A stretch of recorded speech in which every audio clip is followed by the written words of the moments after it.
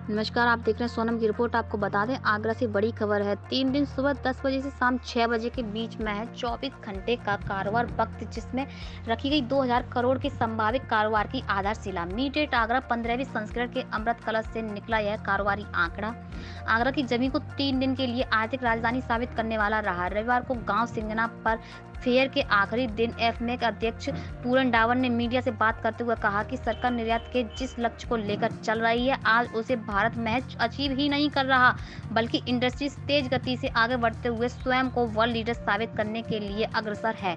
जी हां, आपको बता दें, यह सच है कि इस फेयर में सीधे तौर पर खरीदारी नहीं होती, लेकिन आने वाले विंटर सीजन में फुटवियर और कंपोनेंट सेक्टर की डिमांड के अनुसार संभावित कारोबारी आंकड़े एक बड़ी फिगर के रूप में सामने आ रहे हैं। जी हां, आपको बता दें, मीट आगरा के इस आयोजन ने एक छत के नीचे उद्यमियों को देश और दुनिया की नवीनतम तकनीक से खुद को जागरूक करने का अवसर भी दिया है। यह फुटवियर इंडस्ट्री के लिए एक प्रकार से वरदान कह सकते हैं। इस प्रकार के आयोजन कारोबार को बूम देने के साथ अर्थव्यवस्था को गति देने में सहायक भी होते हैं।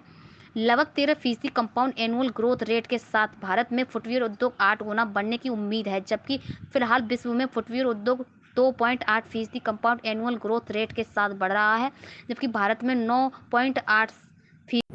जो आज 3 बजे तक विजिटर आए वो 11,499 विजिटर्स रहे हैं। और जो बिजनेस रजिस्टर्ड विजिटर्स हैं, जो सीरियस बिजनेस इन्होंने यहाँ पर कहीं ना कहीं अपनी बिजनेस में समाप्त की, वो 5,221 विजिटर्स इसमें आए। आगरा के जूता उद्योग को देखते हुए मुझे लगता है कि कम से कम 20,000 करोड़ की ये नींव रखने वाला है ये फेयर। ये लगातार फेयर बढ़ रहा है।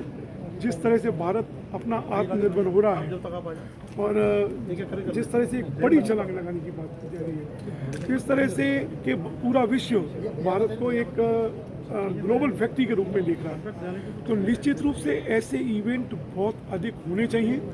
और एक इवेंट अप्रैल नहीं, दूसरी कंपनी करने जा रही है, वो मार्च में करने जा रही है फेयर का। और आगे आने वाले समय में इसमें विंटर और समर 2 फेयर हुआ करेंगे और एक फुटवियर फेयर, प्रोडक्ट फेयर भी हम इसमें यहाँ करने वाले हैं। कि आगरा ट्रेड सेंटर आगरा के लिए एक वरदान सिद्ध होने वाला है और हम बाकी इंडस्ट्रीज़ को भी आमंत्रित करते हैं इस फैसिलिटी का पूरा प्रयोग करें। ये state of the art facility है और स्ट्रेटेजिक पॉइंट से भी ये बहुत अच्छी फैसिलिटी इसलिए है कि ये दक्षिण बाईपास और उत्तर बाईपास दोनों से जुड़ करके एक सेंट्रल प्लेस पर बन गई है और सभी सुविधाएं इस ट्रेड सेंटर में है। और मुझे लगता है कि बहुत बड़ी संभावनाएं हैं। आगरा की जितनी भी लेदर उद्योग के अलावा प्लास्टिक इंडस्ट्री है,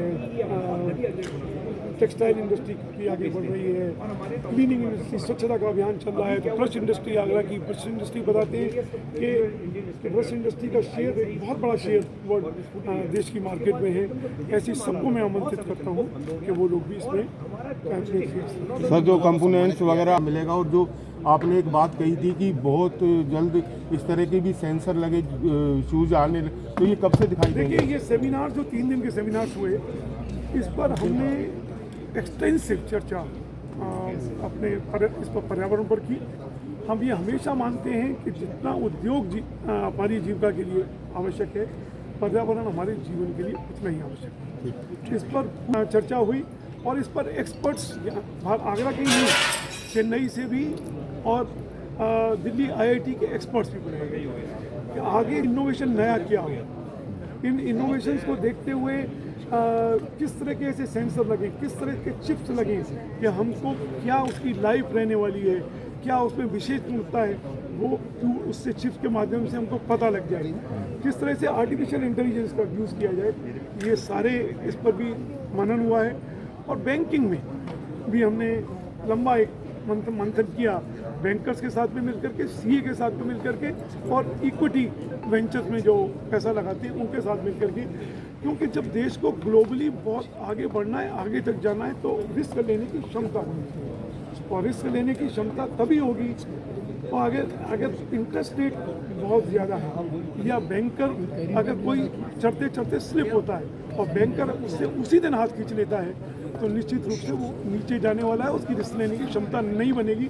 ऐसे में इक्विटी में लोग किस तरह से भागीदारी करें और बैंक अगर ऐसी स्थिति में बैंक किस तरह से कंपनी की इक्विटी लेकर के उसमें उसको फिर दोबारा से खड़ा करने का प्रयास करे, ऐसे सब पर माना जाए।